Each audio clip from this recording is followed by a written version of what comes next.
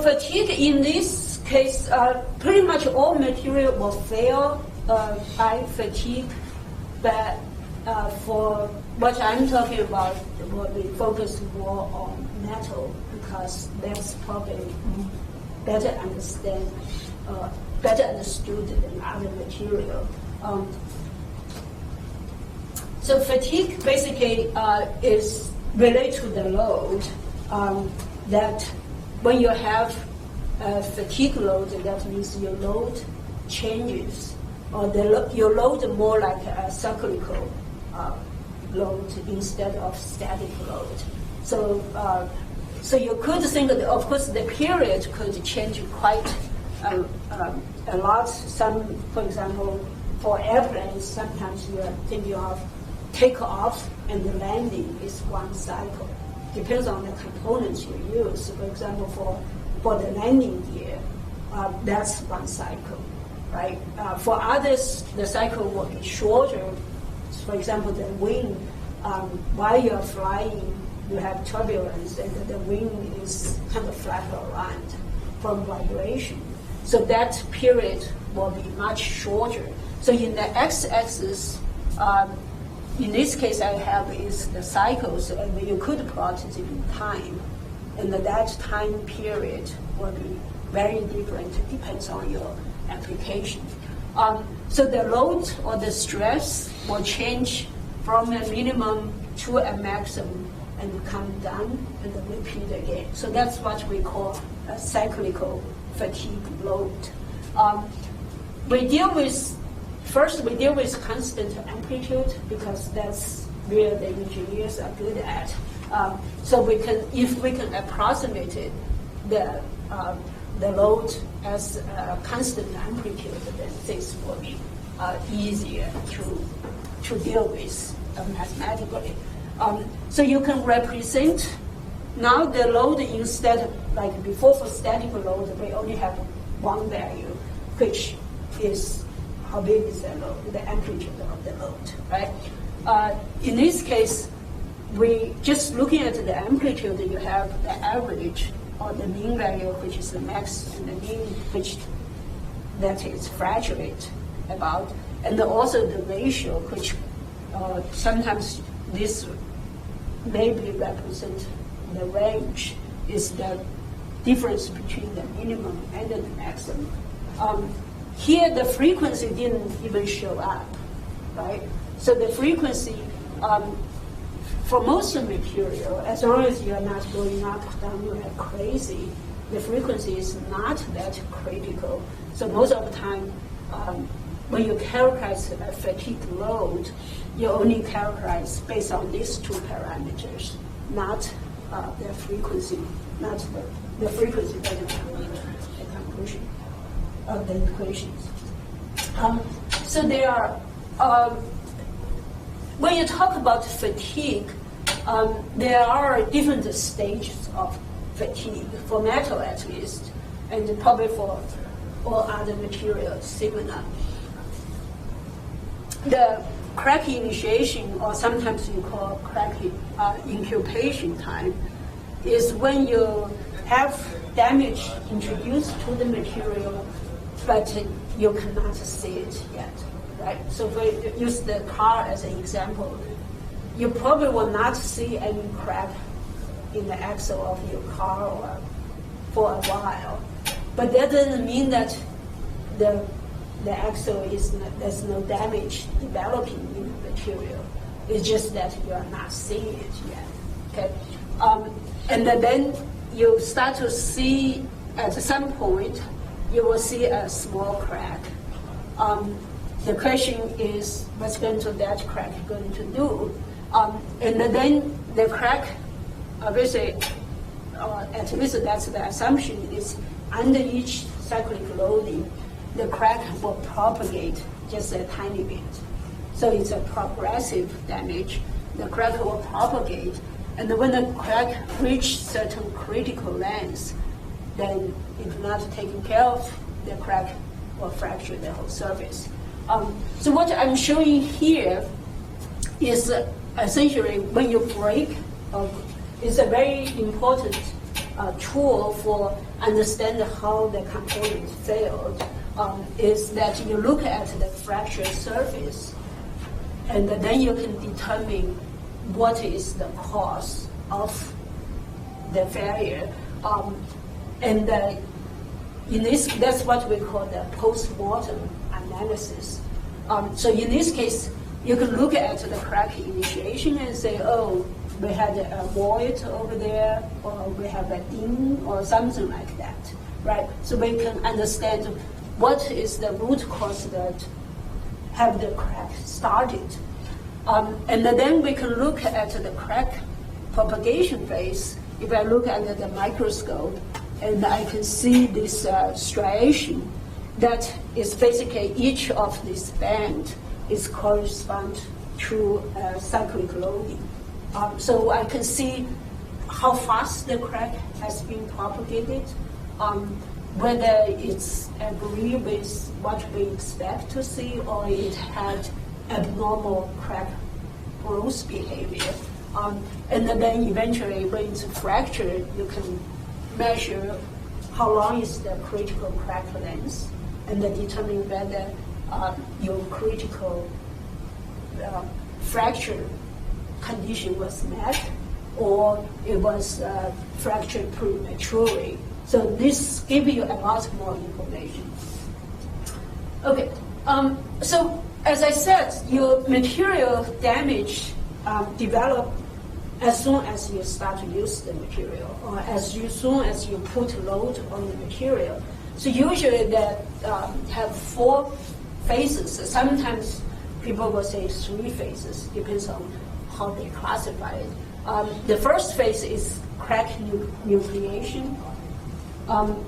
This is when you really don't see much on the surface, or you don't see much visible damage, but in the material itself it's already have some development. So the most, at least for metal, the most common, or at this point, everybody believes that material damage starts with dislocation in the crystal structure, and then they form this slip band. I don't think I have a.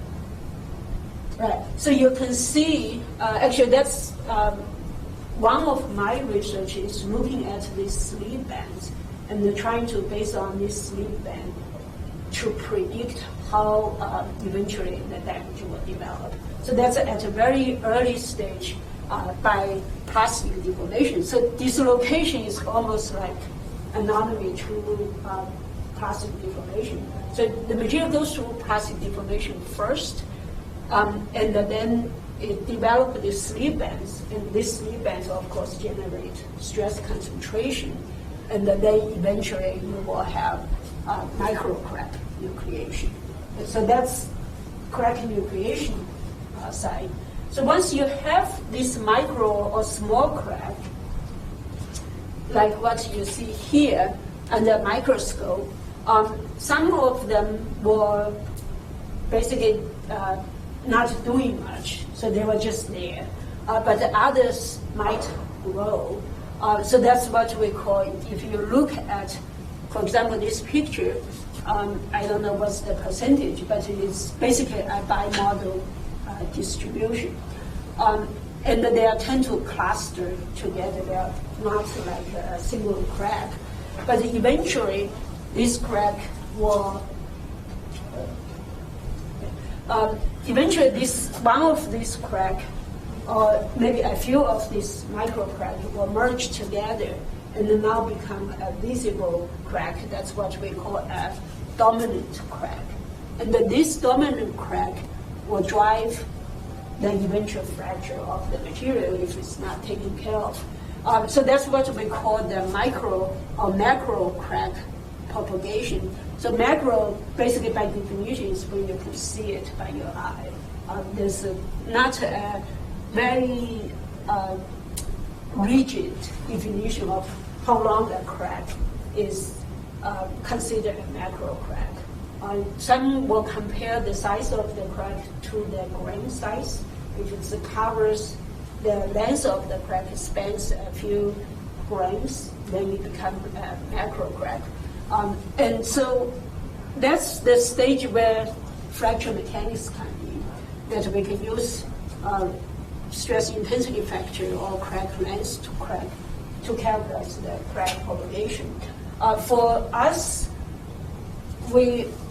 that's for fatigue for this lecture, but also that's what we deal with is once you have a pre-existing crack of certain length, how does that crack propagate is what the fatigue theory deal with, and how we can calculate how long it will take the crack to propagate and at what point the crack will fail. Okay, you guys probably are familiar with this. This is before fracture mechanics really is the SN curve, right? So you have the N stands for the fatigue life, and then the stress, S stands for the stress component. So basically, if you have this SN curve, you based on your stress, you can predict how much lifetime your component would have. I'm sure you all use this curve in your undergrad machine design class. This is very fundamental of that. So that's okay. So for fatigue crack growth, it has certain behavior. Typically, in this case, on the right-hand side over here, you have, if you look at the delta K, so that's the stress intensity factor variation. So when we had the fatigue load, over here you have stress change from maximum to mean. What that means is your stress intensity factor also changed from maximum to mean, right? So if I change the y-axis into K, or K1, it will look almost the same, it's just the value is different. So delta sigma is the range, sigma max minus sigma e. And then from that, you could calculate your change of your stress intensity factor as well. Okay, so according to this SN curve, is that the SN curve basically say if your stress is low enough, below the fatigue threshold, your components will last forever, right? And that is kind of wishful thinking, but a lot of times your components probably will, something happen to it, they get blow up or something before you to reach the fatigue threshold. And so usually you design your load to be low enough so that it will never fatigue. So based on the same kind of observation or wishful thinking, the same thing happened over here is if my delta K theta, that's my threshold, is small enough, then I will not have crack propagation. But once your delta K is large enough, so that's what we call the stage 1 crack propagation. So if your threshold is small, the crack will propagate very slowly, almost no propagation, to be treated as no propagation. Then when you get to, if your delta K increase to the middle range over here, now your crack growth rate, DA means the crack growth per cycle, so that will become linearly proportional to the crack, the log of it, to become proportional to the log of the stress intensity factor. And so that's what we call the stage 2. And then, of course, if you get really big, then the crack will propagate very fast. And then probably have fracture very soon, very quickly. So that is the stage 3. So for the first one, for stage 1, there's not much happening. We really don't need to worry about it, right? For the last one, it's too late. We cannot do much about it. So we will focus on stage 2, which is we know the crack is growing, but it's growing in a controllable version so that we can do something about it. So there are different empirical fatigue crack growth laws. Really, I always get frustrated when I get to this step, is because if you look at what the experimental data look like that, so there are lots of scheduling, and then they feed that to the Paris law or these 2 other laws, and get the parameter. So inherently, the law itself just predict the average behavior of the sample.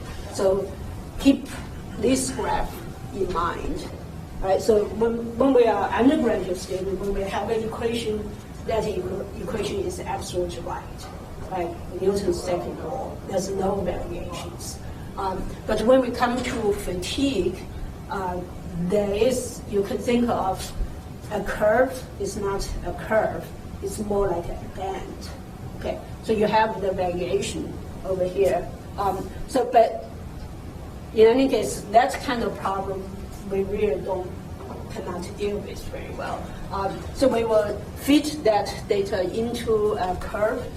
Most common used one is Paris law, which shows that crack growth rate is proportional or is a power law of the delta K.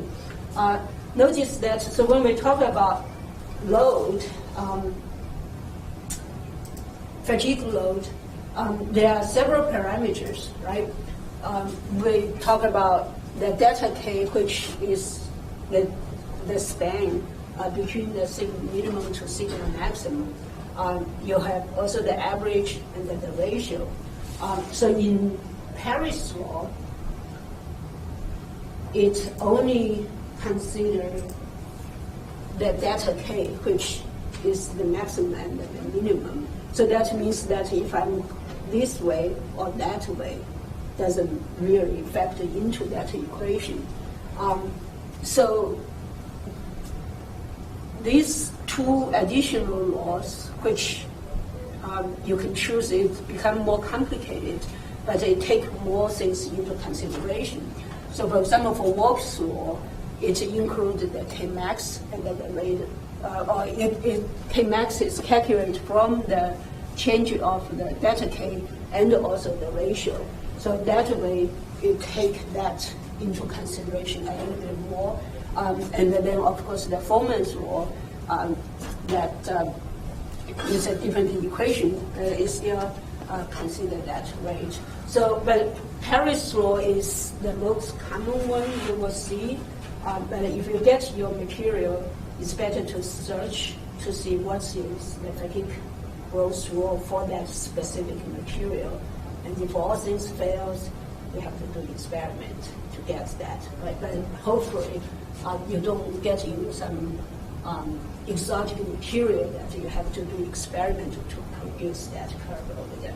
Okay, so there's quite a few assumptions on fatigue crack growth. That's what I say when you come to fatigue crack growth, you need to keep the scheduling into mind. So the crack growth rate is dA over dN or delta A over delta N. That's just 2 numeric, the delta A over delta N, just numeric calculation.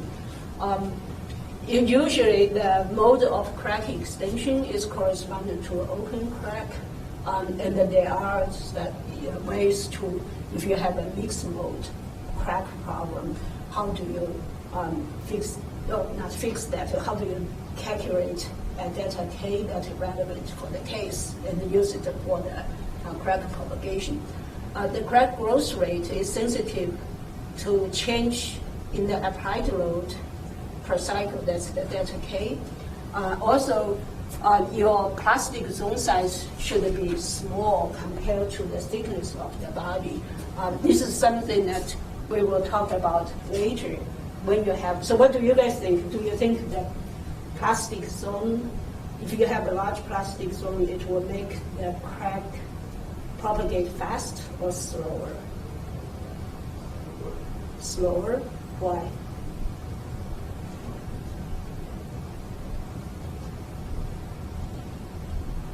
Okay, so yeah, that's just your instinct.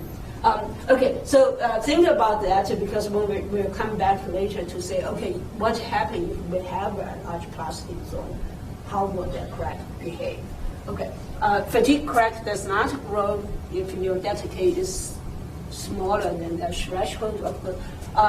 This is, again, is under certain condition, like under normal condition, the crack will not grow if your delta K is very small than the threshold. But in the research domain, there are people that were using ultrasound to excite the material, and then the material can go through a few billion of cycles. And so even under the crack delta K threshold, with that kind of long fatigue cycling, the crack do show up. It's just that, so really in these cases, say if delta K is less than delta K threshold, usually the crack will not propagate or not grow under normal or a few mega cycles, which is usually when you consider, when you stop beyond that most of the time, we don't deal with that in conventional way. Okay, so number 6 is very important. Fatigue crack growth rate is very sensitive to environmental influence, such as temperature, humidity, and salinity. So what that means is in the parameter, the Paris law, the C and the M, if we extract that parameter from the room temperature, then those parameters may be different if the material is tested or operate in a separate or different condition. One example is a few years back, I was watching a documentary about pepper sauce. And the story was because they talk about pepper sauce, spicy food becomes so popular, and then there's a huge booming in the pepper sauce industry. And so that's what I was watching, but as a fracture mechanics person, and when they get to visit the factory, so they went to visit the Tabasco factory, and then they started talking about how the environment of that Tabasco factory is smelled of pepper, and also when the Tabasco, they mix the pepper with vinegar. So vinegar, is very acidic, so that's very corrosive. And when that happens, I look at all the equipment, they have all stainless steel, right? They are not really, under that kind of environment, it's probably is going to have some problem with corrosion and all that, and the crack propagation. So they say, so then they commented that, so all this equipment supposedly can operate for a long time, right? They were designed to operate for a long time. But in that Tabasco factory, all the equipment have to be replaced within 3 years. Okay, so that's because the environment is so bad. It has vinegar, acid, it has pepper, and probably salt also. So that's a very bad environment. So if you're going to work for Tabasco and then you're going to design a part, you cannot use a regular Paris law parameters, right? So you probably want to test that under that condition, and then you design your part based on that. Okay. It's less sensitive to material process variable like the yield stress, ultimate grain size, etc. But it's very sensitive to the environment. And it's also not very sensitive to loading frequency and the wave shape. So you notice that when we talk about the fatigue load, we only talk about the amplitude and the amplitude ratio. We didn't talk about the frequency. That's the reason that most of the time the loading frequency is not that critical. But of course, if you have very high frequency, when the heating start to come, right? If the machine was stretched very fast, very rapidly, and then you get material start to heat up, that will change the material property. But I would say if you stretch at 5 or 10 hertz, that probably will not change the crack growth rate behavior. So, this of course is an advantage in terms of lab test. If you are doing fatigue test, anyone of you guys do fatigue test? No? Okay. If you do fatigue test, you know that some fatigue tests can take a long time. The joke is always that the student will fatigue first before the part fatigue. Okay, so if you can increase the load frequency, of course, hopefully the part will fatigue before the student fatigue. Okay, so I think next one I'm going to go over 2 examples. So basically, what this based on the Paris law, so there are 2 ways. One is you can predict how the crack propagates. You can also predict when the crack, not when the crack will break, but you can, from a crack, you can predict how long it takes the crack to propagate, or what is the useful lifespan of the